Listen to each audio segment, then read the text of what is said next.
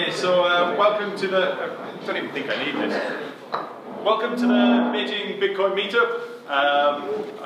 Yeah, so we do this every month. I think I see quite a few new people here today. Today we've got two amazing speakers. We've got Jelena talking first about legal cases in Bitcoin around the world. And then we've got Simon. We're very lucky to have him coming through Beijing this week. And he's going to be talking about Bitfinex's recovery. I don't know if anybody's familiar with Bitfinex. I'm sure Simon will do a quick intro to that before describing how they recovered from their hack. Again. And today, all of the talks are going to be in English. So I'm sorry for the Chinese members of the audience. You may have some difficulties with the language. But at the end, we're going to have question and answers. And Richard and I, Richard's Chinese is better than mine, so he'll probably be helping to translate the questions and the answers. We've got toilets at the back, so if you go through the door, we've got a little card to swipe to get out, and then it's just in the corner, downstairs for the men's toilets, upstairs for the girls' toilets. Today, also a huge thanks to BTC.com. We have some BTC.com people in the audience. They've provided some drinks. We've got some pizzas coming later, so we'll be able to eat those after the talks.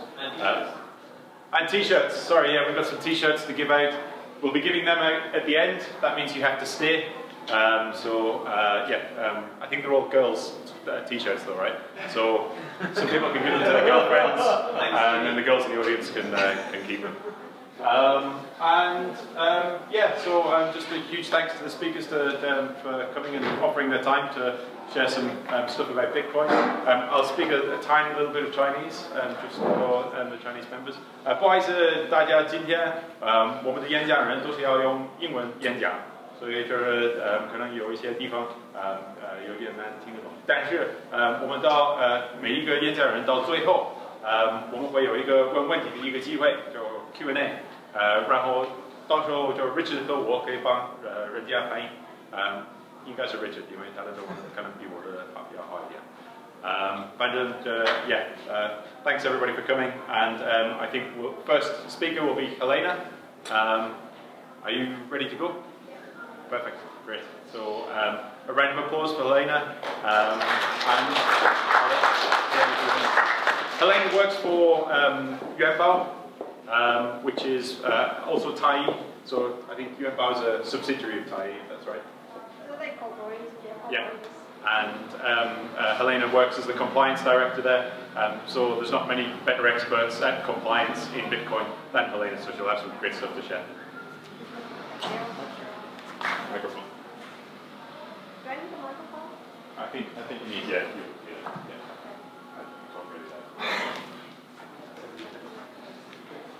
Okay, hello everybody.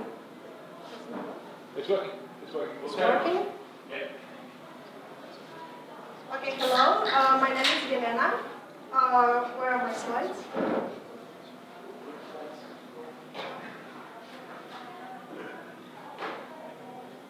Just test the volume.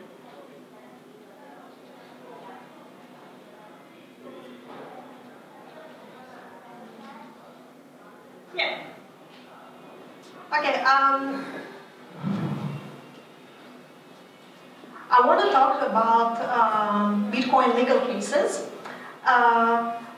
Neil presented my presentation like some international legal analysis, but I just wanted to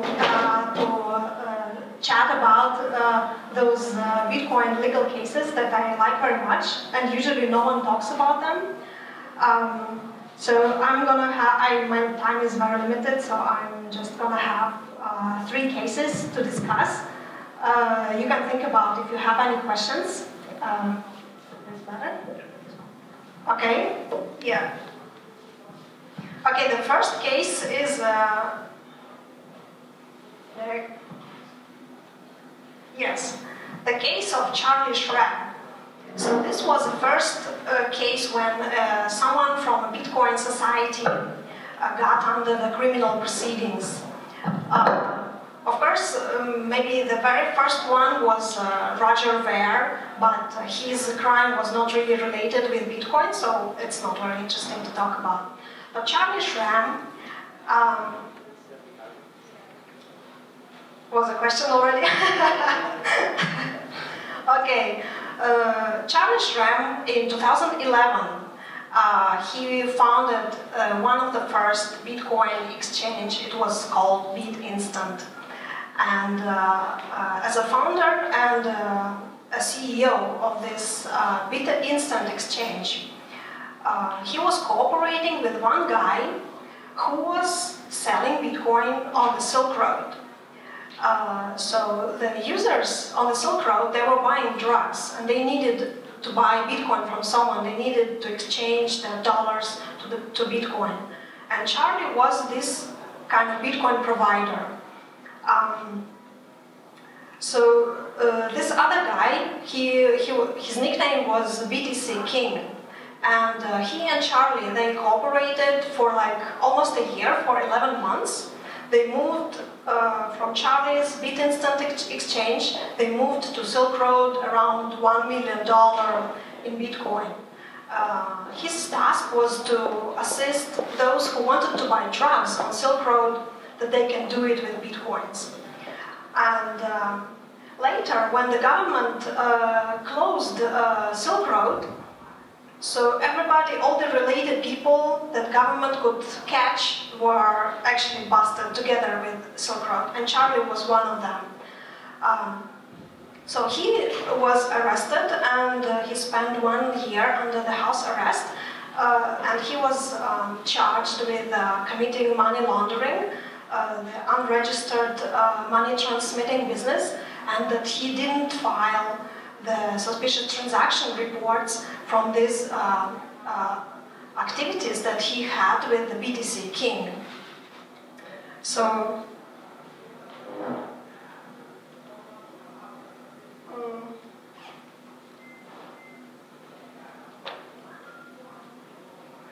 this is Charlie Schramm, and in this is the screenshot from a movie where he's saying, this was only one customer. I had 30,000 customers at BitInstant, and that BTC King was only one customer. Yeah, that's why that was one of his arguments during the court. Another argument was that at that time, Charlie was really young. He was just 21, 22 years old, and his colleague, Eric Voorhees said, he was just a kid. Well, I don't know, look at the beard and look how mature he was. He was an experienced guy, and he was a company's CEO, and he was self-appointed compliance officer. He was not just a kid. It was actually his job to monitor this kind of criminal activities, and having this status, he could not have involved in any drug-related cases. Another argument was that Charlie indirectly assisted those who wanted to buy Bitcoins instead of those who wanted to buy drugs instead of those who wanted to sell drugs. It was kind of argument that his crime was not so serious and in a less harmful way. Anyway, for those crimes, Charlie could get altogether around 30 years imprisonment. But the judge in this case took into account that indeed Charlie, it was just his first crime, and he didn't have such bad intentions. And the judge called this case the arrogance of youth. The judge said, okay, you're young, you think you're running Bitcoins, you think you can do anything, but actually you can do anything with Bitcoin, but you cannot do illegal things. And instead of having 30 years in prison, Charlie was sentenced just with a 2. And actually he spent in prison just 1.5 years. It's like 16 months altogether. And also he had to pay the fine of almost $1 million. Yeah, so I think that Charlie got really lucky with the judge and got really lucky with the lawyer in this case. And despite that he pleaded guilty, he actually went pretty easy out. Okay, who is the winner in this case? I'm gonna call the winners of every case. So in this case, the winner is Charlie Schramm himself.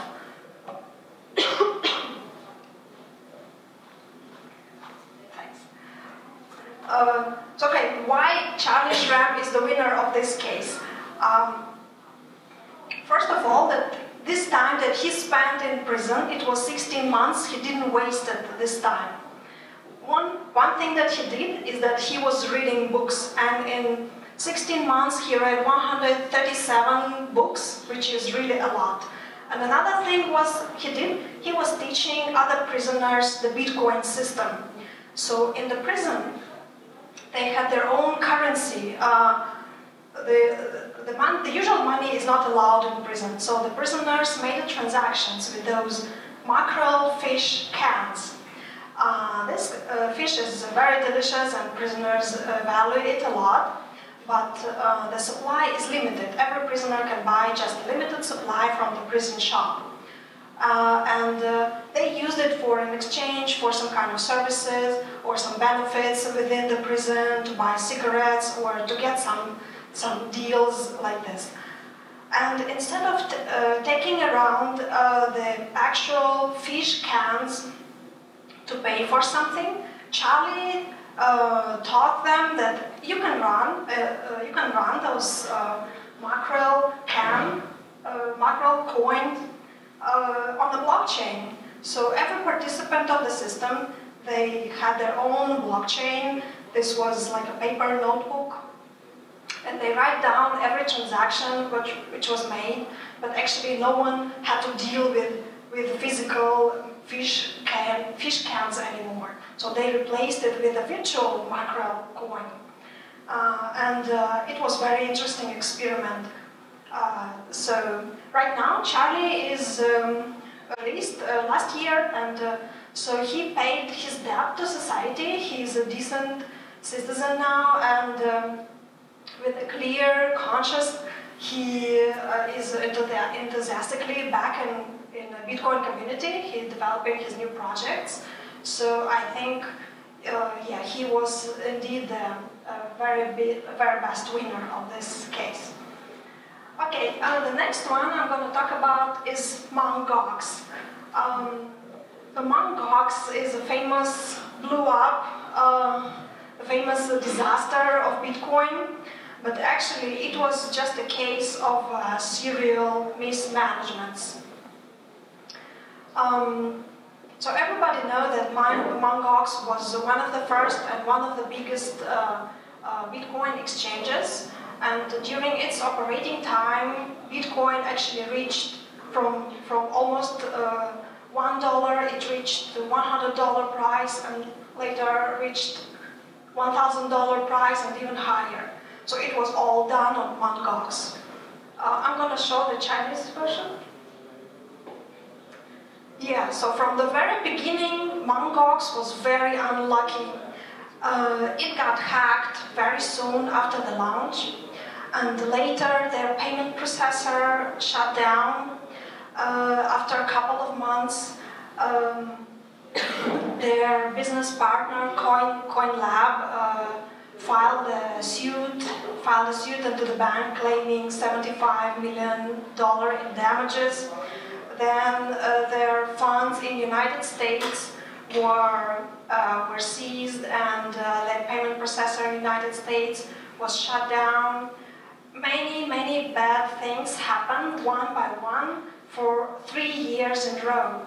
It was like in a circus. The tiger has to jump over the fire rings again and again. So it ended up in 2014, where Mt. Gox CEO Mark Karpels, he found out that actually all the Bitcoin wallets containing customer funds and the exchange's own funds, they were all empty. So he found out that actually the exchange lost all the Bitcoin funds, and it was a crazy amount. It was 750,000 Bitcoin of consumer funds and 100,000 Bitcoin of exchange's own funds. And they were just gone, and he checked every wallet again and again, and the balances just showed zero, and he couldn't understand how this happened. So, and of course, he hadn't, the CEO didn't have any other choice as to file the bankruptcy in Japan and in the United States, and yeah, so this is the finish of Mt. Gox's story. But what is going on now with this case? Yeah, so the Bitcoin community actually tends to blame Mark Karpels, the CEO of Mt. Gox, that actually he was the one in charge of those funds, and that's why it is his fault that he lost it. But there's no actually proof that he really did anything bad. So all this thing that happened with Mt. Gox, there's no any legal violation. They didn't do anything legally wrong. It was just a bad luck and a bad management and bad communication. Because when there was an interview in the New York Times with Mark Karpels about the hack, and he said, yes, we got hacked and we lost $600 million. And then he's smiling like this. So how can you think that, okay, whose fault is this? And you are a CEO, you lost $600 million, and you cannot provide any details where the money is gone. Yeah, but legally we cannot say anything bad about him. So what is now? Right now there are 3 cases running in the world. One is bankruptcy proceedings in Tokyo. It is the legal process to accumulate all the money from the exchange and to pay those who lost their coins. There is a criminal investigation about the hack, so who exactly was the hacker and how the money were lost. And there's another investigation against CEO Mark Karpels himself about embezzlement. So the prosecution says that, okay, you were a CEO, it was your job to take care of cold wallets, hot wallets. It was your job to make sure about private keys and provide the security. If you didn't do that, so you violated, you didn't perform your obligations very well. But they didn't charge him with the hack, and they didn't charge him that he was the one who stole the money. It was just an embezzlement. But right now, it's all like a snake biting its own tail. The bankruptcy proceeding cannot move forward without the criminal investigation moving forward. But the Tokyo police, how can they find the hacker? So they're looking for hacker for 2 years, investigating this case, but they haven't moved any forward. And without finding the money, you cannot actually proceed with bankruptcy proceedings. So there's very little possibility that the Tokyo police is going to find the money. And so there's very little possibility that those who lost their money will actually get something back. So there was an independent investigation by a Bitcoin security company, VSAC, in 2015. And during their investigation, they used the public blockchain records of those funds that were missing. They said that actually the hacker used some kind of bug in the Bitcoin system, and the Bitcoin were leaking slowly from those wallets, starting from the very beginning of Mt. Gox exchange launch. So from the very beginning, 2011, the hackers were slowly leaking the Bitcoins out of exchange, constantly, in small amounts, big amounts, so no one really felt anything suspicious, until in 2013, just all the money were exhausted, there were nothing left. And that's why the hack stopped, because there were no money to steal. Of course, Visa cannot provide any details about who is the hacker, or was it an inside job or an outsider. Yeah, there is only one thing, that actually those stolen bitcoins, they were deposited often back to Mt. Gox itself, or to BTCE, or to a smaller amount to some other wallets. So it means that actually those stolen bitcoins, a hacker is not holding them somewhere in his own wallet. All those stolen bitcoins, actually they have their own legitimate users now. So even if the investigation will find who the hacker is or what exactly happened, actually there's very little possibility that they will get the money back, because those the stolen bitcoins, they already have the legitimate users now. Maybe you and me, we have some portion of these bitcoins. Yeah, so who is the winner of this case? The winner of this case, in my opinion, is Bitfinex exchange. So Bitfinex exchange actually shares a very similar destiny with Mt. Gox. Bitfinex also got hacked, and got hacked badly second time, and got many problems with authorities. It got issues with the Future Trading Commission, got issues with the private keys, with multi-signature, all these kind of things. But Bitfinex, they learned from Mt. Gox example, and they did it right. And right now they are the biggest and the most popular exchange in the world, right? Yeah, so there was a Japanese lesson from the Mt. Gox story, is that 7 times fall down, stand up 8, and this is exactly what Bitfinex did. Okay, the next case that I want to talk about is Ross Ulbricht and the Silk Road case. So everybody knows the Silk Road.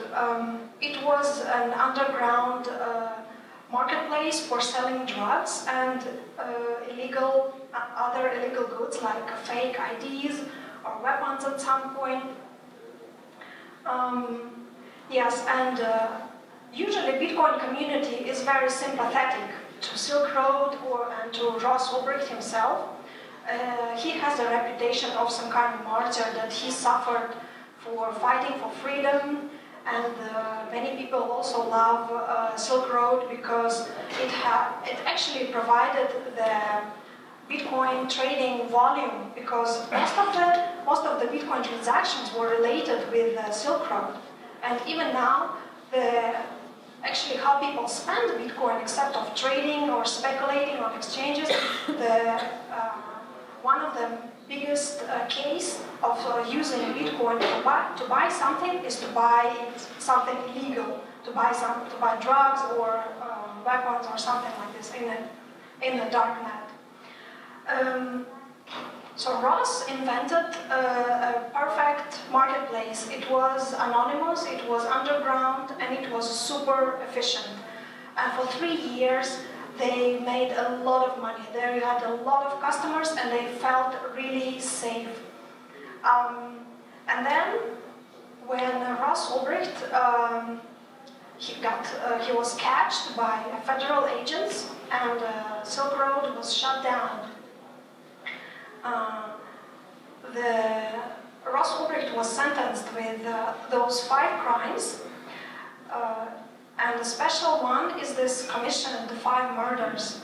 So during his operation, there were several cases where someone, like a user of a Silk Road, or someone from outside was threatening Ross to expose his identity. And Ross, he was such a freedom fighter, he was such a perfect Bitcoin user, and he was such a perfect guy for a Bitcoin community. He actually paid a lot of money to murderers to hire people to kill those who threatened him without any hesitation. The thing is that actually those murders were never committed. So he paid the money, he ordered the people to do this, and he received the picture that the murders were done. but those pictures were fake because it's all were organized by the federal agents. No people got harmed. So this was a case that he was not prosecuted for this. This was just an argument during the court. So for running Silk Road for 3 years, Ross made around $18 million in fees. For every transaction, he took like 10 or 12% fees, and at the end, he got $18 million. So imagine how much money the whole Silk Road moved around. Okay, so the sentence was very harsh for Ross. So he got 1 life imprisonment, 2nd life imprisonment, and then 40 years imprisonment additional. And then also he had to pay a fine almost almost $200 million. If someone have not seen the Silk Road, so this is how Silk Road looked like. So it's basically like a Taobao for drugs. It was very efficient. You can see many things, everything organized, very easy. This is the Dread Pirate Rabbit, the moderator itself. In the court documents, there appeared that the moderator had to deal with all the customer support cases. And the most often customer support email or message was from those drug addicts who were writing to the moderator, waiting for the drugs because they couldn't wait longer. They had, how to say, when you're not having drugs and you are addicted and you're waiting it for so long, you have many bad exposures in your body, and then you write to a moderator of Silk Road, okay, when my drugs are gonna come. So this was the basic, the most common customer support message in this case. So this case showed precisely that Bitcoin is not the best money to commit crimes. During the trial, there was an argument. Actually, Ross Ulbricht, he never claimed guilty. He said it was someone else running Silk Road. And at one point, he was blaming Mark Karpels, the CEO of Mt. Gox. He said it was Mark Karpels who was running Silk Road all the way, and it was not me. And the main argument that it was Ross Ulbricht himself, indeed, was exactly Bitcoin. Because when the federal agents, they arrested Ross and they seized his computer, they found many Bitcoin stored on the computer. It was, like I said, it was around 18 million US dollar at that rate. And Ross said, okay, I made this Bitcoin from Bitcoin exchange, from Bitcoin trading. I made it on a Mt. Gox. The money doesn't come from any illegal sources. But the federal agents, they just took the Bitcoin blockchain addresses, they checked these addresses in a public register, and they found out that all of them, like 80% of those Bitcoins, they come from Silk Road exchanges, and they didn't have to do any complicated analysis or something like that. They just took the blockchain addresses, checked them with Silk Road used addresses, and this was it. This was the main proof to connect the wallet of Ross Ulbricht. You actually see all the transactions for all the time. Okay, so what is the best money to commit crimes? What are the opinions? How do you think?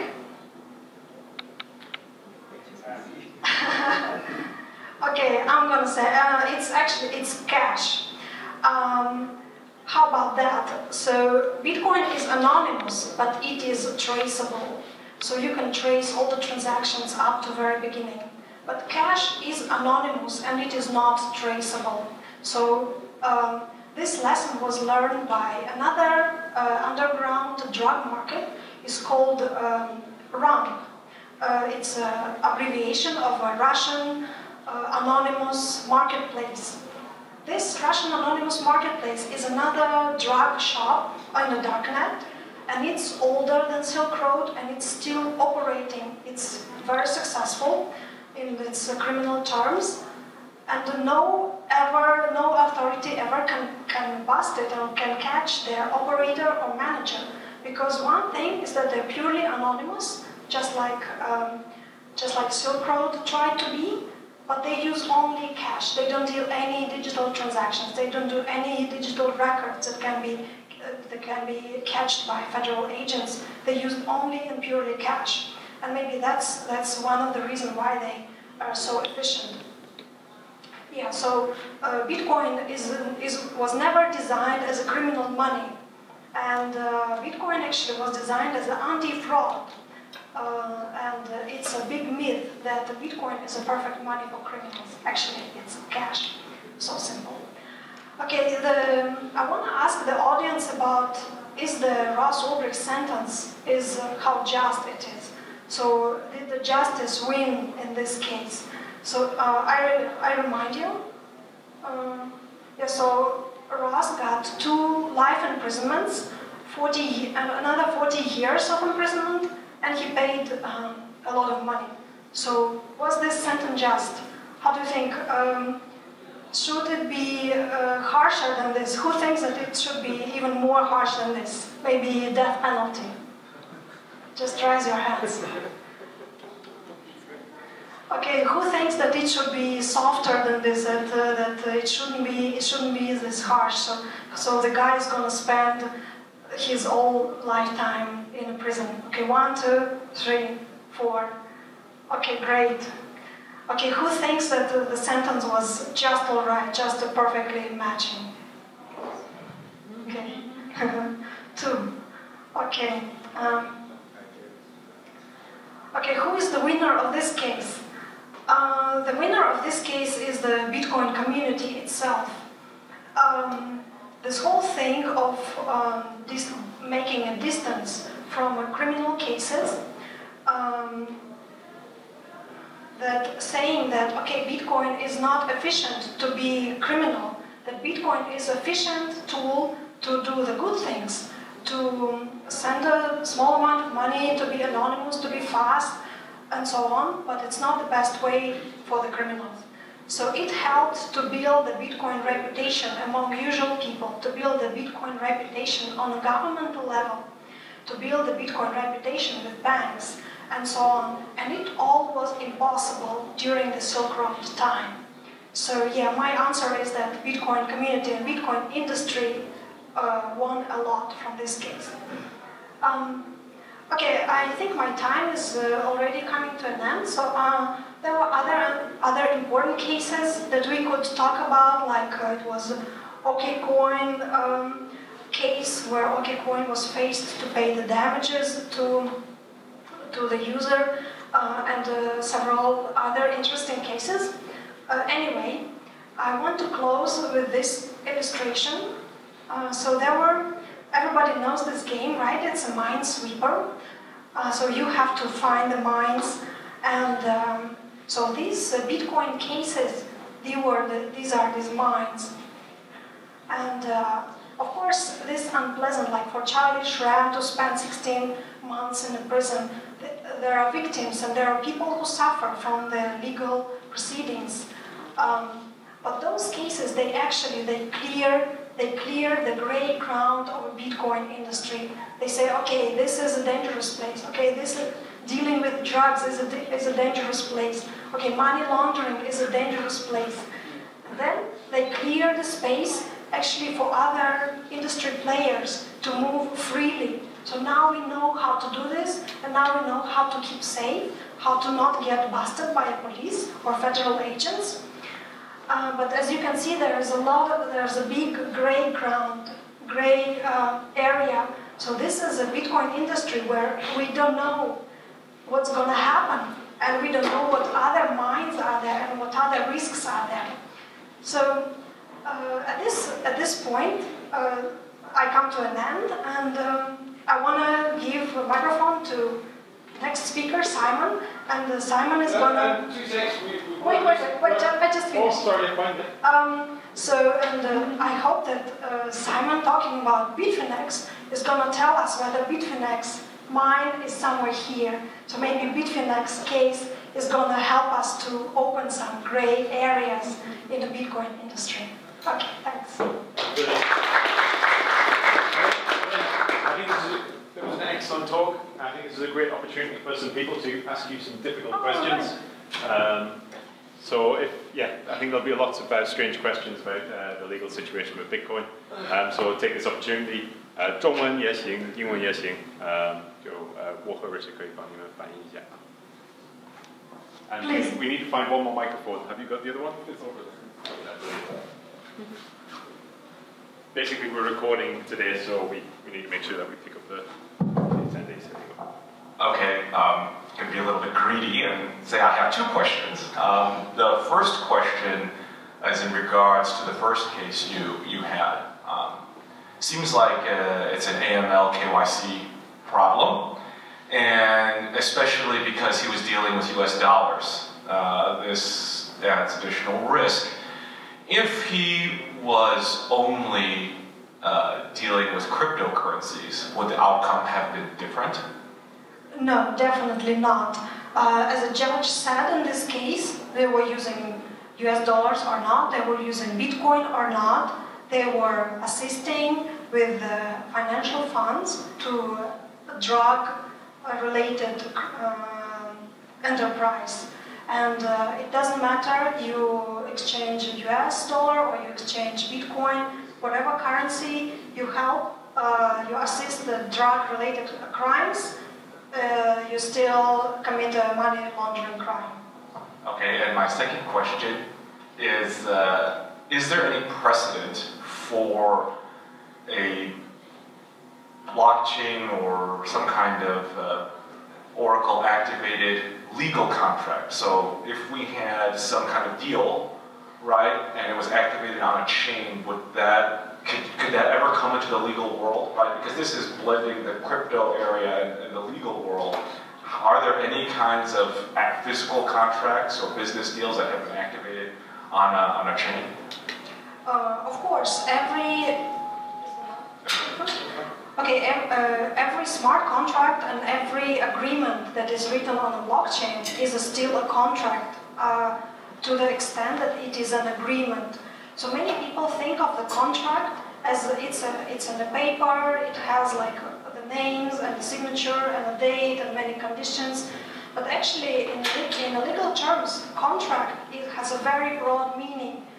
90% of the contracts that we have in our world, they don't have paper exposure. So in the supermarket, you just take a thing from a shelf, you put it in front of the cashier proceeds the transactions, and you walk away.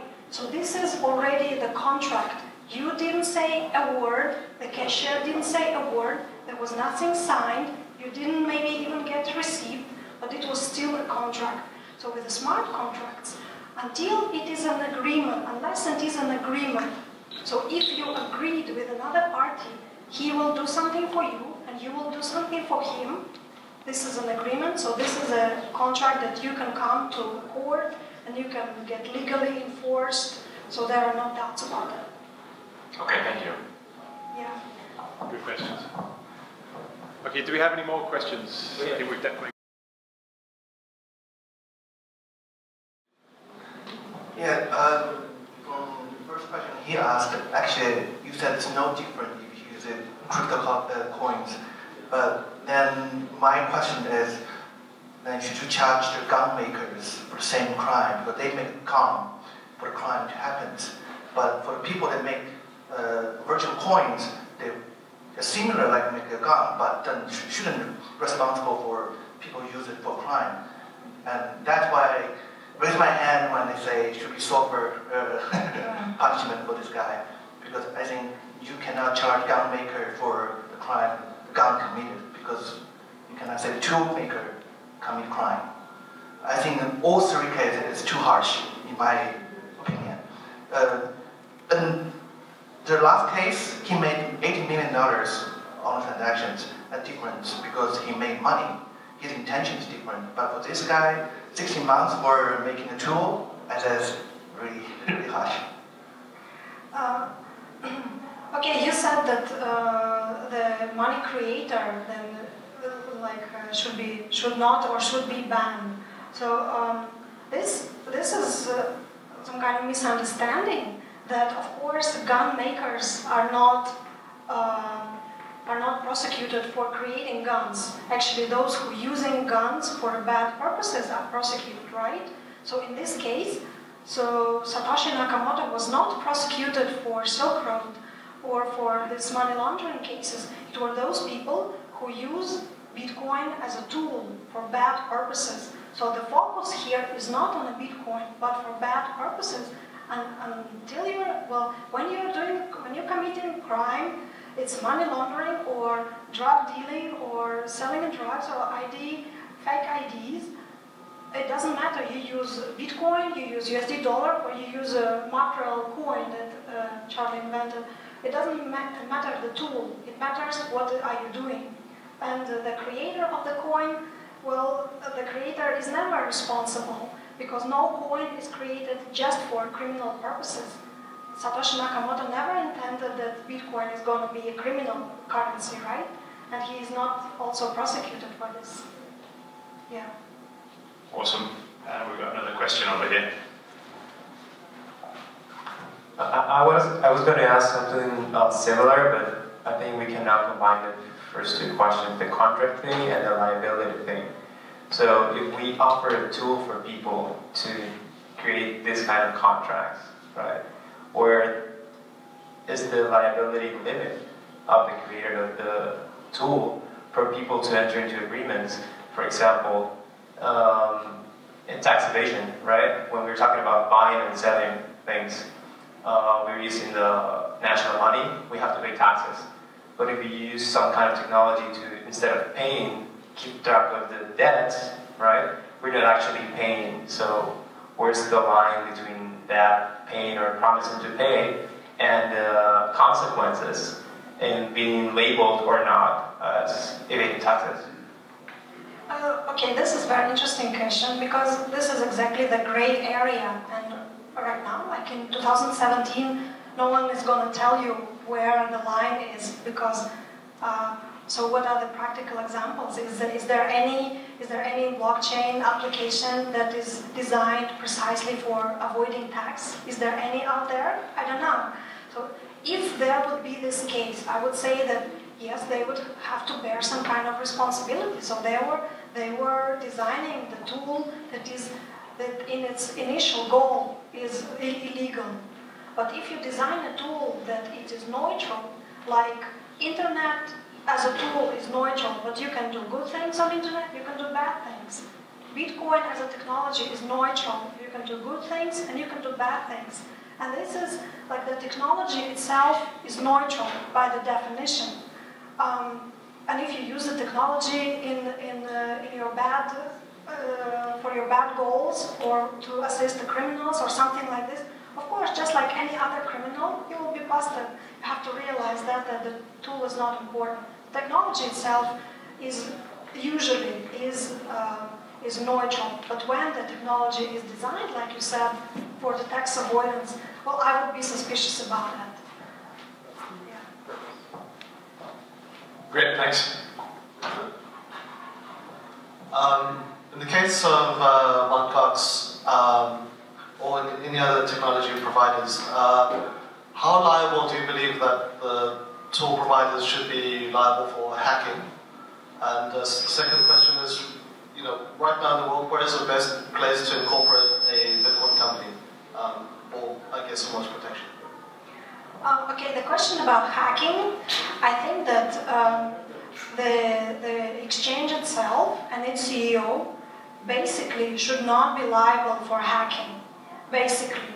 But from another side, it is their job and it is their obligation to do everything what is in their power, to do everything what the current modern technology allows to do to protect the customer funds. So they have to build a multi-signature, they have to do everything what is possible to the current development of technology to protect customer funds. And if they didn't do that, if they didn't provide the highest possible security level, then yes, they should be liable for this. What was the second question? I didn't remember. Where is the best place in the world to, I guess, start a Bitcoin company or incorporate a Bitcoin company for the most protection? What's the best place to start a Bitcoin company? I mean, yeah, which jurisdiction would you incorporate a company in this current regulatory environment? I would say any country is okay. No? They were talking. No? Yeah, we were discussing before the meetup. We were discussing so which countries exactly banned Bitcoin, and it was. They said that it was Bangladesh, but it's also a fake. So actually, they didn't ban Bitcoin. They just it was kind of rumors or something. So actually, no country in the world banned Bitcoin. So Bitcoin is basically a legal thing. Yeah, the only question is that how the government treats Bitcoin from an indirect way. So how banks are positive or not very positive. What's the registration requirements to run a money services business or something like that. So there's some differences. But actually, all the world is okay. Okay, I think we've got time for one more question, and then we'll switch to the next speaker. Any more questions? No? Okay, great. Round of applause for Jelena. Excellent talk. Thanks a lot.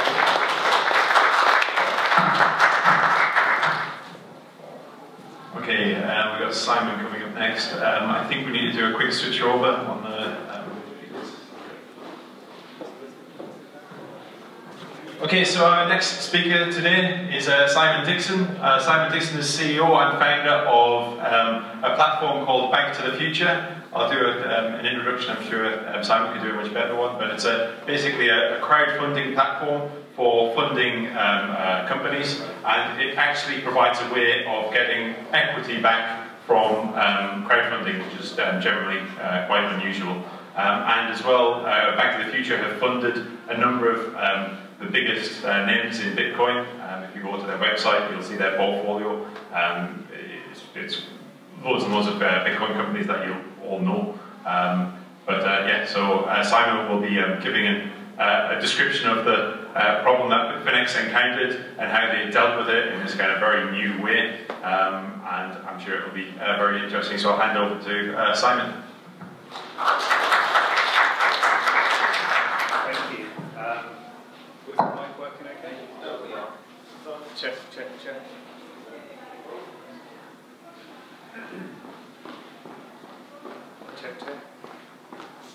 Okay, we'll switch. Check. What do you do to my voice? Check.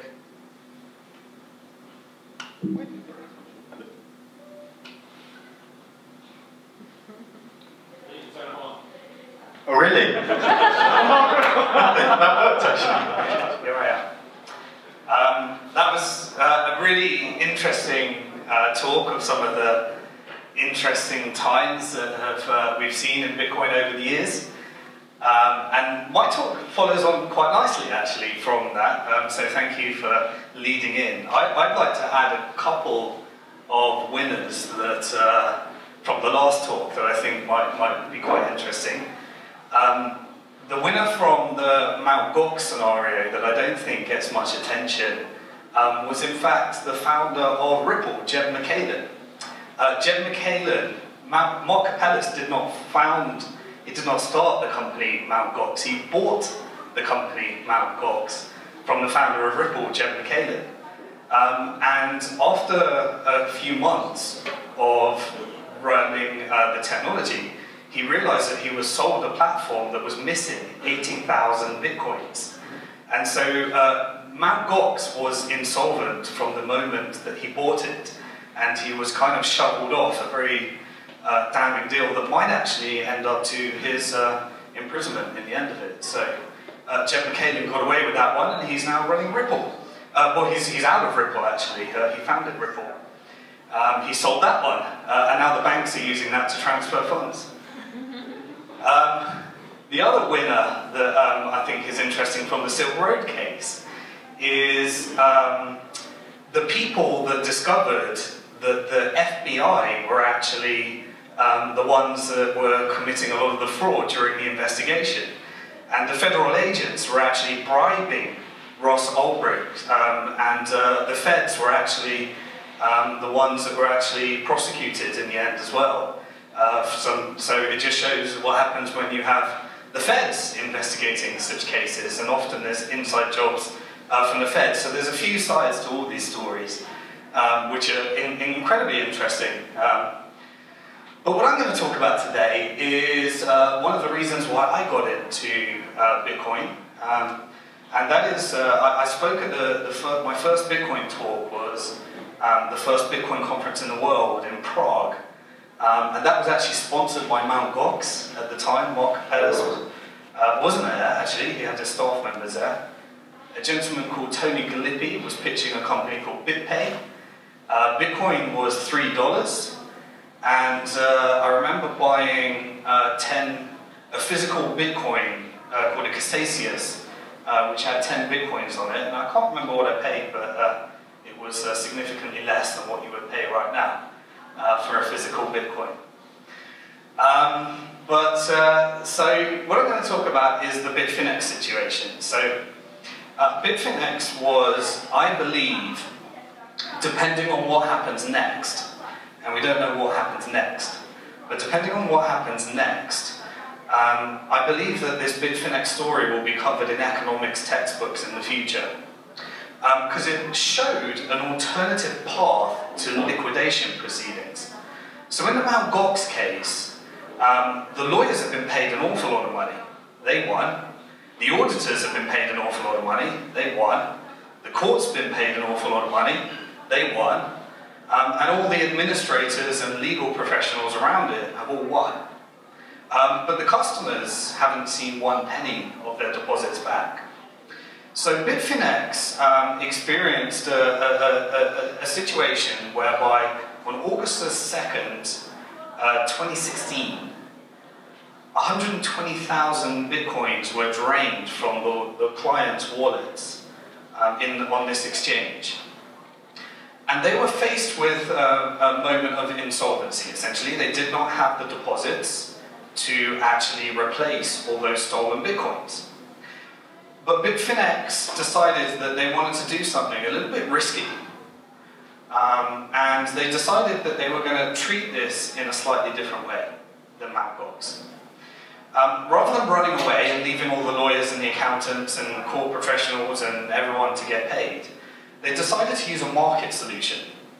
And the market solution was as follows. They took the value of all of the Bitcoins that were stolen, and they attached a value of approximately $72 million to those Bitcoins. Then they took all of the clients' deposits, dollars, Bitcoins, Ethereum, Ethers, whatever they had, and they implemented a haircut across all of the deposits. And they said, this 72 million is worth approximately 36% of all the deposits at the moment. And they cut everybody's balance by 36%. You can imagine how upset everybody was when that happened. But a lot of people, after experiencing Mt. Gox, were kind of happy that there was some kind of balance there that they could withdraw. So 1 week after the hack, they implemented some changes around their security model. They returned back to the model that they were using before, which was working well for them, rather than the new innovative model. The interesting thing is the model that the security model that led to the hack was because they tried to introduce transparency into the exchange, because they wanted to overcome the problems that Mt. Gox was experiencing, where everyone was like, well, how do we know how much deposits you have? And so they implemented a system whereby you could track on the blockchain that they actually, each individual user, they could see that their Bitcoins were actually there on the blockchain. But unfortunately, this led to a security flaw and a hack. they returned back to their old model of storing the coins in cold as custody, and they implemented this 36% haircut. 1 week later, they opened again under the new model, and they allowed everyone to withdraw whatever money was left. Minus their 36%. But when they logged in this time, they saw this strange new deposit on their account, and it was something called a BFX token. And a BFX token was a new token that they created that represented the amount of money that Bitfinex said they were going to repay their customers. And so they took this token that represented the $72 million that had been hacked, and rather than having your entire 100% Bitcoin balance or US dollars balance, you now have some of these tokens. They took that token and they put it on their own exchange, and they allowed the market to determine what the value of that token would be. Their promise was, if we're still solvent, if we can overcome this, we'll give you $1 when we can for every token that you have. So the value of the token was $1.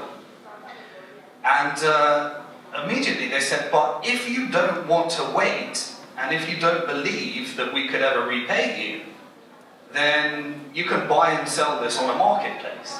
And they opened an exchange just for trading these BFX tokens. Now immediately, when the market opened, the price crashed from $1, where they started, to approximately 30 cents. So they immediately lost 70% of their value. The most skeptical of people, the people that really didn't believe that Bitfinex had any future, immediately withdrew all of their deposits that were left, and then they could sell their token for 30 cents on the dollar. Other people that saw an opportunity were buying those tokens at 30 cents on the dollar, and they were speculating the fact that they might be worth $1 in the future. So there was a 70% margin on that trade. You could buy it at 30 cents, and if Bitfinex repaid you, you got $1 back. Some very risky type traders decided that this was a good trade. And then at this point, we contacted the Bitfinex team because we saw the consequences that Mt. Gox had on our sector. It held us back an awful long time. And we didn't want to see that again. The price of Bitcoin had started to crash. It's a completely different world, Bitcoin right now, in terms of liquidity and its, the effect of some of the parties on its price. One thing that we have learned about Bitcoin today is the SEC says that you can't have a fund of Bitcoin. Bitcoin doesn't care. The People's Bank of China says that people can no longer withdraw their Bitcoins from exchanges. Bitcoin didn't really care. Now, you've got case after case of really interesting things that happen right now, but the user case of Bitcoin as a store of value has sustained it all, and it's doing really interesting things right now. But anyway, people were buying these tokens for 30 cents on the dollar, and then we contacted Bitfinex at this time, and we decided we've got the largest online investment platform for people that want to invest in fintech companies. Could we put together an offer whereby we disclose all the risks, we get, we put together a state of where the company is right now, and then investors, if they choose, they could take those BFX tokens and they could cash them in at $1 for equity in the company. And because we've got an equity investment platform and we've got the ability to do that, and we specialize in the fintech sector, we put together that exact scenario where we allowed the token holders to exchange their BFX tokens for $1 of equity in the company. As long as they were the type of investor that was allowed to invest through our platform, we have certain restrictions and various other things. It started to pick up momentum. And so what happened is that the BFX token became a prediction market whereby speculators could speculate on Bitfinex's ability to recover. If you didn't, the price of the BFX token, in a sense, became the market's expectations of whether Bitfinex could recover from this scenario. And immediately, as we launched the equity deal, the price started to trade up around, 30, 40 odd cents. Is this the BFX? Oh, here we go. What's this, $1? $2? Green is the dollar. Okay, green is the dollar. Okay. And then immediately this started to trade up at this point. And so because people were able to convert their equity at $1, the market decided that there was a slightly higher chance that Bitfinex was going to be able to recover. In the end, by the time this was all done, we converted $55 million worth of these these tokens at the $1 value, and the debt that was left was smaller and smaller and smaller. Bitfinex became a community-owned exchange, as it were. It's now got approximately 450 to 500 shareholders, and the debt that they had was diminishing. Then Bitfinex decided, one step at a time, that now we were able to trade again. Bitcoin had a bit of an uptick, and it had an event that was causing lots of speculation. That event was that the SEC was potentially going to approve a 3-year application that had been going on to allow Bitcoin to be traded under a regulated vehicle. And the speculation drove many, many people into the market. And so with a bit of luck, Bitfinex actually had record trading volume. And they started getting record levels of commissions that they were bringing in. So they took all the money that they were making each month and decided to pay down some of these token holders. And as more and more of these tokens were being redeemed for $1, guess what happened to the price of the BFX tokens? Well, they were less risky now, and there was less of a margin. So the price started trading up to about 60 to 70 cents at this point. And now you could get a 30%, where else, it's high risk obviously, but the market was still saying that we could buy these at 70 cents and instantly lock in a 30 cents if Bitfinex continues to repay. As the debt got smaller and smaller and smaller, they were actually able to, the risk of Bitfinex not recovering decreased every single time. 7 months into this, Bitfinex was trading again. They became they were always the largest exchange in the world, but at the time, in China, many of the exchanges were allowing people to trade for Bitcoins for free. And because they could trade for free, there was many Chinese speculators and people using the exchanges in China were creating robots that were trading an incredible amount of volume between each other. And the exchanges in China were also making it where they made their money out of you withdrawing your money, but they reduced the price. If you were doing lots and lots of trading, the price of your withdrawal went down. So people were creating robots just to be able to withdraw their funds at a cheaper rate. At this time, PBOC decided to step in. Approximately, it was just last month, every single token was repaid and all the equity was converted, and Bitfinex returned to where it is today, the largest exchange. They've now got their next challenge, which is the banks, making their life slightly difficult in processing US dollar withdrawals, which is actually nothing to do with Bitfinex and everything to do with the Federal Reserve and their appetite for the Taiwanese banks and a bit of a battle that's going on right now there. But if Bitfinex makes that full recovery, it's made the full recovery, but if it continues to grow as the largest exchange in the world, it's now community-owned, and it created the perfect case study of what happens if you move forward with financial innovation. You do some responsible legalities around it, and it outperforms traditional liquidation proceedings by an order of magnitude that we've never seen before.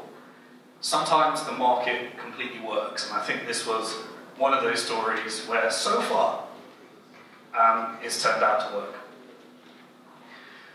So I want to save some time for questions. So should we see what questions there are from here? Sounds good to me. Yeah. If anybody's got any questions, Richard will help with the microphone if that's all right. I'm going to go and pick some pizzas up. Okay. We've got one at the front here. On the front. I'm trying to find a microphone. Should we share one somewhere? Should we share? Chef now, I'll find you and you want. Please. So this whole process is pretty smart, I guess, but I don't fully get the second part. So the first part is that they issued debt by swapping their liabilities from dollars or bitcoins to their own issued token, but then they issued equity on your platform, right? So how do they do that on the technology side, and what type of regulation covers that process of issuing equity? Okay, so BnkToTheFuture is a securities business. We are registered in order to be able to issue securities. So we have an equity platform whereby qualifying investors are able to invest in equity of some of the most promising Bitcoin and fintech companies. Prior to this, we'd already done $100 million worth of investments through the platform. And we have a compliant process for people, depending on their jurisdiction, onboarding and being able to invest in private equity online. It's kind of like online venture capital. So we put together a pitch and an offering with the Bitfinex team. And then the Bitfinex users were able to go into their accounts and if they had a minimum of 1,000 BFX tokens, then they could go over to BnkToTheFuture, they could see the pitch, and they could invest online and convert those tokens at $1 value into equity in the company. So essentially, we normally, the way our platform normally works is people can invest with Bitcoins or altcoins or traditional money. We're integrated with 35 cryptocurrencies and 25 traditional currencies.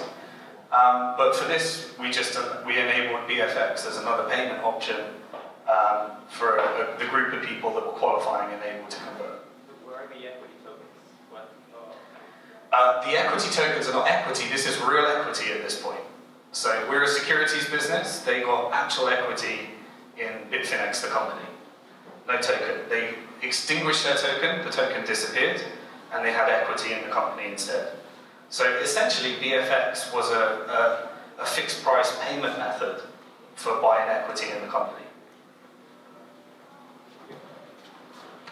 Just to follow up, was that a crypto token, the BFX, and was there a kind of burn procedure around it, or kind of how did that work? Was it more of an internal kind of this brings up a really interesting point and I think will become more and more relevant. If we have more time, I'll go into how central banks are going to be learning from this model.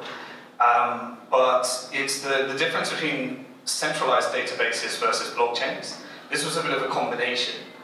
So you couldn't take those tokens off Bitfinex. They were only traded on the exchange, and it was an eternal centralized database. There was no need to allow you to take those over to other exchanges or anything like that. And it was a much more efficient, but the token was actually created using the Omni protocol, which sits on top of Bitcoin. From a totally selfish perspective, I'd be very interested to hear about how you think it would affect central banking and like what lessons will be learned from that. Okay. In like a kind of condensed form, because that's a really big question. It is a big question. Okay. Here's the thing. Central banks all around the world think that they're interested in blockchains right now. They're not. They definitely don't want a blockchain. But it's beautiful because Bitcoin is, this global store of value with tremendous liquidity compared to where we were, all because the banks told the world that they need blockchains, and there's only really one blockchain that works at scale at the moment, which is going through its scaling issues, but that's driven a tremendous amount of investment in Bitcoin. Thank you, banks. And guess what? Blockchains are going to help you in the end as well, which is the interesting thing. The reason being is because banks do not want transparency. If they wanted transparency, they would have created transparency. You don't need a blockchain to retrieve transparency. You do need a blockchain if there's no centralized authority, but you definitely don't need that within a company. The second thing, and this is where it relates to the central banks, central banks make money not from, so it requires a bit of an understanding about the difference between banking, Bitcoin, and central banking, but many people have a very bad understanding of money. Most people think a central bank creates money. A central bank creates a tiny amount of money, which is the paper in your pocket. But the inventors of digital currency is banks. Banks were given the invention, the ability by license to create digital currency, which was a digital representation of the government's currency, by having a banking license. And so every time the bank issues a loan, they create a new digital currency, depending on which jurisdiction you're in, and banks actually create digital currency, which represents a ginormous amount compared to the tiny amount created by a central bank. What the central banks are engaging in right now is, all around the world, there's a war on cash. They don't want cash, because cash is the best currency for criminals. It's the most anonymous and it's not traceable. So they're all engaging in a war on cash. Now, you've got a few ways of doing that. So their cash, the dilemma for a central bank is that they earn something called seigniorage income. Seigniorage income is the profit from printing money. So let me give you an example from the UK, because I wrote about this in my book. If you have a £10 note, it costs 3 pence for the central bank to print it, and they can sell it to an ATM, a bank, for £10. There's a £9.97 profit margin on the product when you don't consider any of their overheads. That £9.97 is taken from a central bank and handed over to Treasury, and it reduces the amount of tax consumers need to pay because there's an income called seigniorage. Now, in countries like India, that's a very important income. Now, what they need to do is they need to figure out, how do we replace, get rid of cash, but maintain our seigniorage income? The last thing they need is a blockchain, because my definition of a blockchain is proof of work, which means you give over the income to miners to incentivize them to secure the transactions.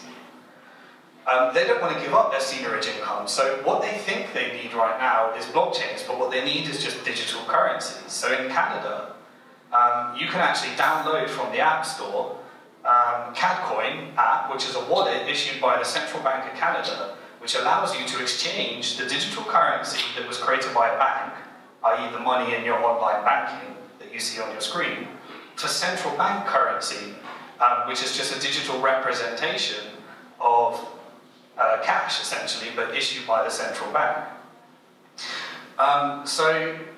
You've got this, so essentially central banks are now using this tool of digital currency to wage war on commercial banks for a few reasons. One, they want to eliminate cash, but also keep their seigniorage income, issuing currency. They also want to become more competitive to the banking landscape now that technology allows them to automate stuff, which makes a retail bank a little bit less significant. But most importantly is understanding if there is ginormous systemic risk in banking. That was a reason why I got into Bitcoin in the first place. Money is created as debt. If you can't sustain that, then you need to create more and more debt. The public will not bail out banks again. There's no appetite for bailing out banks. The governments are virtually insolvent all around the world. So one really good way of ensuring and allowing the banking system to go bust without hurting consumers is you either do a bail-in, which is what they did in Cyprus. You take the money out of depositors, and then people realise that, oh shit, the money that I had at the bank isn't mine. Because when you deposit your money with a bank, they become the legal owner of your money and they're entitled to take it if they choose, which is what they did in Cyprus. That is driving, that was the first, well, the second pump in Bitcoin when people realise they don't own their money with the Cyprus user case. Or you bail out, you get the government to socialise the loss, do the Bitfinex scenario, take a haircut across everybody's kind of tax, I guess, and socialise the loss, which is the bailout. But that appetite is no longer there. Another option now exists, which is you could let the bank go bust, and you could tell all the customers of that bank, here's a digital wallet issued by the central bank, and you can exchange your balance on that bank for a balance with the central bank, and you've got a digital wallet, which is a digital currency, doesn't need a blockchain in any way, shape, or form. Which is really interesting, because this is kind of the story that happened with Bitfinex. They didn't need the blockchain in order to do it. There's centralized databases which are efficient. And this is what the banks haven't learned yet. Blockchains are useful when you want to take the bank out of the equation, not putting them inside, because it creates a lot of inefficiencies internally, because blockchains are pretty clunky technology, pretty expensive to run, and you engage people to the ability to hold your own asset, which can be hacked by somebody else. Those risks should not be within the banking system. So the end result of this is central banks now have a model that allows banks to go bust. They also have the ability to exchange, use this case study, as it were, as a way of reviving their economy, getting their war on cash.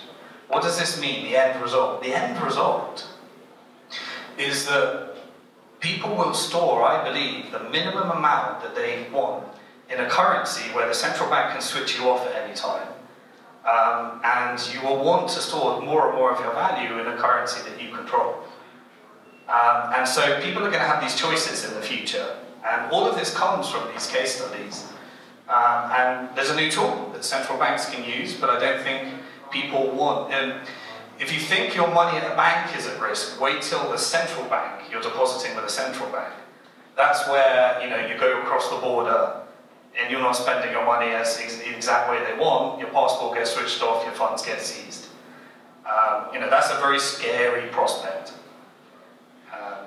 Slightly different in China, because I guess the banking system is very different in China to the rest of the world. But yeah, a long answer to a short question. Nice. It was a good question, and I'm sure it brought up lots of topics that people are interested in. It also makes me think that the Mt. Gox to Ripple to Stellar move was genius, but in a quite bad way. So is there any more questions? There must be, sure. 如果有任何什么中文问题，我们也可以。中文也可以啊。Can I speak Chinese? Well, that's an old photo. Sorry, it's kind of a basic question, but if central banks and banks don't need the blockchain, who actually does need the blockchain, besides the current community of people playing around with it? So blockchains are useful when you need to disintermediate and you need to eliminate censorship. That's why Bitcoin was created. That was the original version of the white paper. When Satoshi Nakamoto originally defined a blockchain, he talked about a very specific setup, which turned out to be Bitcoin. Blockchains, what the banking system is using the word blockchain for right now is essentially databases. There's way more efficient technology than blockchains. Blockchains are really useful when you want to do peer-to-peer, and you need a way of eliminating the counterparties, and you need a way of essentially removing trust from the system where trust doesn't exist. And that's what it's perfect for. What user cases have we seen since then where that's actually needed? Well, if you wanted to go public and you wanted your equity to be completely anonymous, and you wanted to allow people to trade their equity and get over securities laws, then legal arbitrage is where a blockchain is actually needed. The Bitcoin only exists because it was able to get over the regulations by not having any person that did it and not having introducing the counterparty risk and allowing people to own their own asset. So almost all of the user cases that are being pitched for blockchains right now do not need blockchains. What they do need is that they're now interested in databases and alternative technologies, and so they're just changing the name, distributed ledger. Oh shit, we don't need blockchain, we now need a distributed ledger. Oh, well, right, no, we're not doing distributed ledgers anymore, now we're interested in databases. And that's where the sector and everything's moving right now. Any more questions?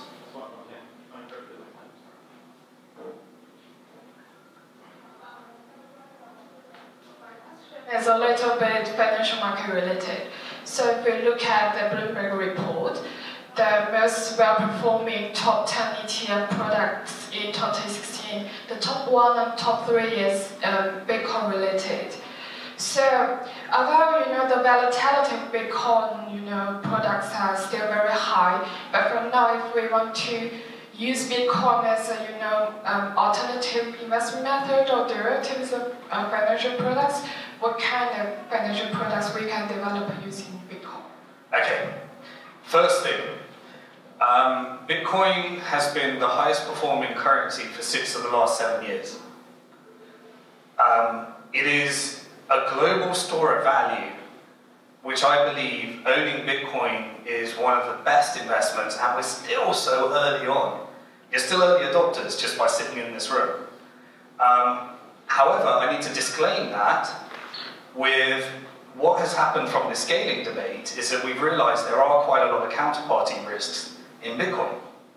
And that is that there's some degree of centralization of mining in China, and those miners can exercise some kind of influence. There is also centralization of developers in the US and around Europe, and those developers can actually influence some kind of degree of influence.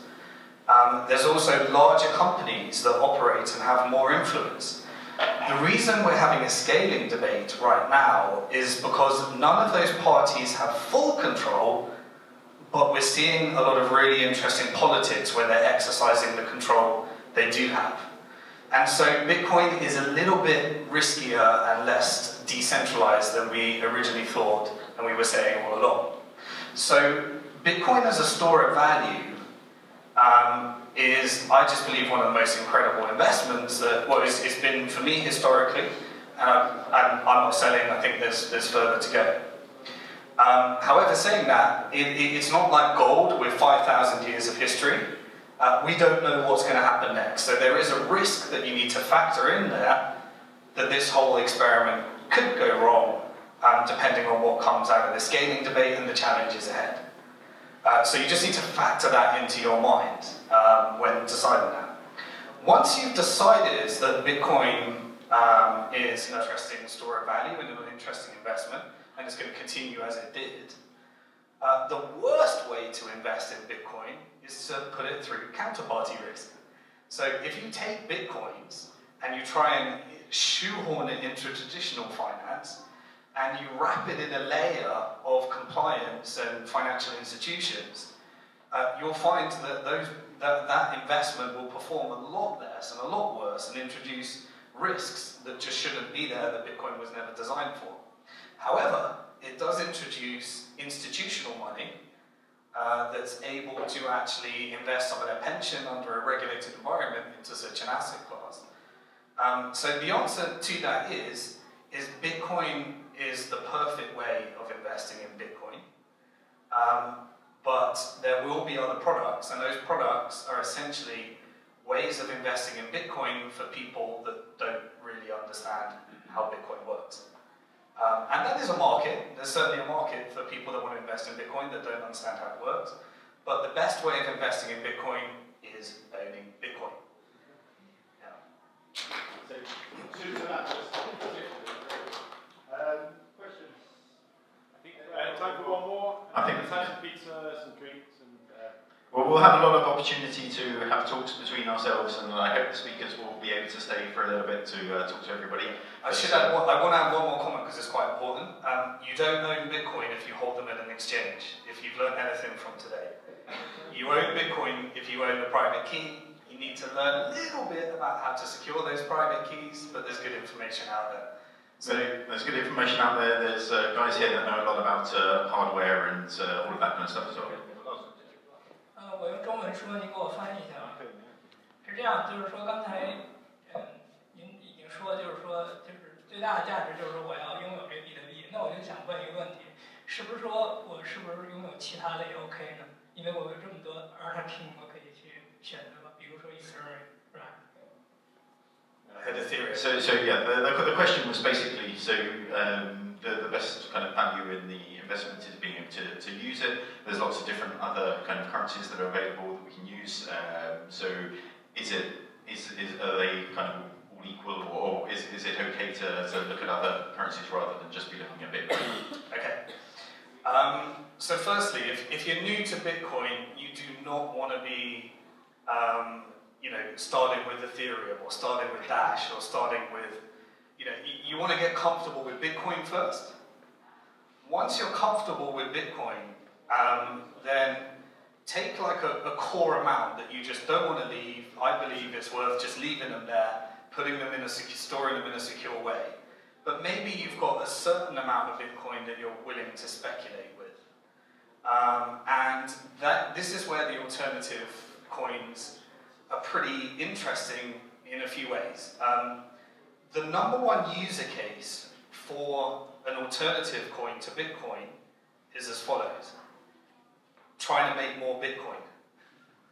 They're traded against Bitcoin, and most people are just putting some of their Bitcoin into an alternative to try and double it up and get the hell out so that they've got more Bitcoin at the end of it. You might end up with a lot less Bitcoin, you might end up with a lot more, but if you think Bitcoin is risky, these alternatives are risky on an order of a magnitude greater. If you're comfortable losing those Bitcoins, then hey, why not? They're good fun, and you can double, triple, quadruple, tenfold, some of those. And if you invested in the original Ethereum and you got it still today, very, very great investment that would have made. The challenge with a lot of these alternatives is that Bitcoin, in my opinion, is the only store of value, because it required 8 years of crazy history to reach the point where it had enough mining power, mainly located in China, to make it a secure network. And that is very hard to repeat, because Bitcoin was created in a time when nobody cared. And it needed those, when WikiLeaks originally said, we're going to start accepting Bitcoin as a censorship-resistant currency because the governments and the banks are censoring us. Satoshi Nakamoto at that point said, no, we're not ready. This was after a few years. But they took it, and that was the first bite. A lot of these alternatives, they suffer from a few problems. The first is, most of them were not created by anonymous people. Bitcoin would not have succeeded if you knew who Satoshi Nakamoto was. It would have failed and been shut down. Now with Ethereum, there is so many legal complexities on what appears to be the founder of Ethereum, and the pressures and legal challenges of that when you are a known person are almost unbearable. And there's a few problems as well. When the coin pumps too quickly, if the people that were founding it and had the coins in the beginning get rich too quickly, they tend to leave the product. They tend to leave it, and you end up with 1 or 2 people there. So the alternatives. So firstly, is Bitcoin is risky investment, but you want to start with Bitcoin. Is a suggestion. The alternatives are much riskier, but the number one, almost all of them were created to do something, and it never actually does that. It just becomes a tool for people to make or lose more Bitcoin, and people are speculating. 我可以稍微总结一下，然后就是一会儿我们自由聊天的时候，我可以跟你先谈一下。它主要的意思就是说，那个比特币就是唯一的有这个储存的那个价格的，然后这些所有的就是山寨币啊，包括就是说什么以太坊之类的，它都有一个问题，就是它的那个创始人也不是透明的，所以如果比特币是这样的，它早就会被关闭了，所以这个是一个很大的问题，所以现在的话，主要这个山寨币的用途就是为了挣更多的比特币，而且很多他们要融资的一些项目，都没有干货，没有什么东西就出来，所以这个你要是觉得比特币是有风险的，那这些其他的币种的风险也会更大。总结一下，就是说它也可以就是说翻几倍的这样的去挣一些比特币，但储存价值还是在比特币上。这个活动一般会吸引很多就是卖一些特别不靠谱的资金资产什么山寨币，所以我就要提醒一下大家，就是要小心一下。如果有人说他们有一个比比特币更好的一个电子货币，你要小心啊，因为有很多真的是基本上每一个活动会有1-2个，所以就是比特币现在是最靠谱的，就是已经通过8、9年的时间，我觉得这个还是be careful with it. I'm just saying we attract a lot of people selling very strange investment products at the Bitcoin Meetup. We had a guy that was selling meteors one time. Just be careful and be skeptical whenever anybody's selling anything that is supposed to be better than Bitcoin. I have a short question. Yeah, go ahead. Does anyone own any one? Yeah, last one question. That blew up, by the way, this week. I don't know if anyone's watched it yet. Okay, my question is, where does the value of Bitcoin come from? From user or miner? Because we all know the miner are consume a large amount of power to produce Bitcoin, and also if all the users not believe in Bitcoin, the Bitcoin just have zero value. So what do you think about that? And if you think both are provide the value of the Bitcoin, do you have any idea of the proportion of each part? I'm not sure I fully understand the question, so let me try and summarize. So, was the first question, where does Bitcoin get its value from? Yeah. Bitcoin gets its value from the promise that the number of Bitcoins that are created will never change. A fixed supply, the opposite of how every other currency works, where the amount of that currency will change, and there's a really good reason for that. The reason being is Bitcoin encourages savings because it was designed whereby as long as there's enough demand for Bitcoin in the future, then the fixed supply, as long as the demand for it is increasing, then the store of value property, the price will always essentially, with lots of volatility in between, but in the long run, it should go. Tremendous mining network where they are continually incentivized with their business model to put more and more and more security into this network, to the point where if you need to hack over 50% of the computers to try and gain access or rig this network, is becoming very, very, very difficult. If I had a few million and I wanted to take down the Dash network, that's a very easy thing to achieve if you were willing to burn a load of money to achieve it. But it wouldn't be that much money. With Bitcoin, it would be a lot of money in order to try and take down the network. That's where it gets its value. The third area it gets its value is because it's damn useful. The original user case, was to buy drugs online, and that became the first user case. Then there was casinos. Then there became speculation when China released lots of documentaries on national TV about Bitcoin. Then there became the businesses that were creating lots of applications to make it. And still to this day, if I want to send any amount of value around the world, it's just infinitely more easy to do with large transactions with Bitcoin versus the challenges you get with banking today when you're doing higher value transactions or very low value transactions. So it's these three forces that give Bitcoin its value. It's the promise of the supply won't increase. It's the hash power that makes it the largest supercomputer in the world. And it's the utility of Bitcoin, whether that be a store of value, whatever it is. There's kind of two markets for Bitcoin right now, the regulated market and the peer-to-peer unregulated market. Both are booming, and both are creating really interesting applications, depending on how you want to use Bitcoin. Great. I think if we finish there, the pizza's getting cold, so I'll just do some final words, if that's all right. Okay, thanks a lot, Simon. A round of applause for Simon here. Okay, thanks everybody for attending. Huge thanks to the speakers, Jelena and Simon, for coming and sharing their thoughts. That was massive. A big thanks to btc.com as well. They provided the pizzas, the drinks, so feel free to help yourself there. Yeah, awesome. Round of applause for btc.com as well. We've got a few people here.